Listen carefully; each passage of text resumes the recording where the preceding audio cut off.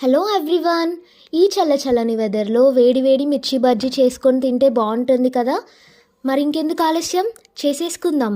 దీనికోసం మనం 2 కప్పుల శనగపిండి తీసుకొని అందులో 1 స్పూన్ బియ్యపిండి యాడ్ చేసుకోవాలి. యాడ్ చేశాక దానికి చిటికెడు సోడా ఉప్పు, తగినంత ఉప్పు యాడ్ చేసుకోవాలి. తర్వాత ఒక జార్లో వాము, జీలకర్ర, సాల్ట్ ఈ విధంగా పొడి వచ్చేట్లాగా గ్రైండ్ చేసుకోవాలి. మిర్చిని నీట్గా వాష్ చేసి పక్కన పెట్టేసేయండి. ఈలోగా కడాయిలో ఆయిల్ పోసుకొని హీట్ చేసుకోవాలి. తర్వాత ఈ కడిగిన మిర్చిని నిలువుగా చీల్చాక అందులో ఉన్న గింజల్ని తీసి బయట పడేయాలి. ఈ విధంగా అన్ని మిర్చిని మనం ముందే చేసుకొని పక్కన పెట్టేసుకుందాం.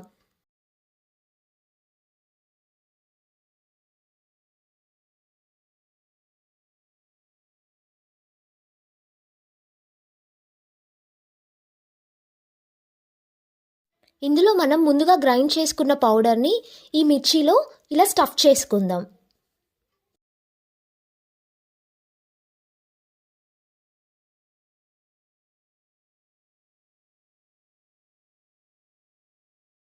ముందుగా మనం తీసుకున్న శనగపిండి బియ్యపిండి మిశ్రమంలో వాటర్ కొంచెం యాడ్ చేసుకుంటూ కలుపుతూ ఉండాలి. ఎంతవరకు కలపాలంటే దోసపిండిలాగా వచ్చేంత వరకు, ఈ కన్సిస్టెన్సీలో వచ్చేంత వరకు కలపాలి.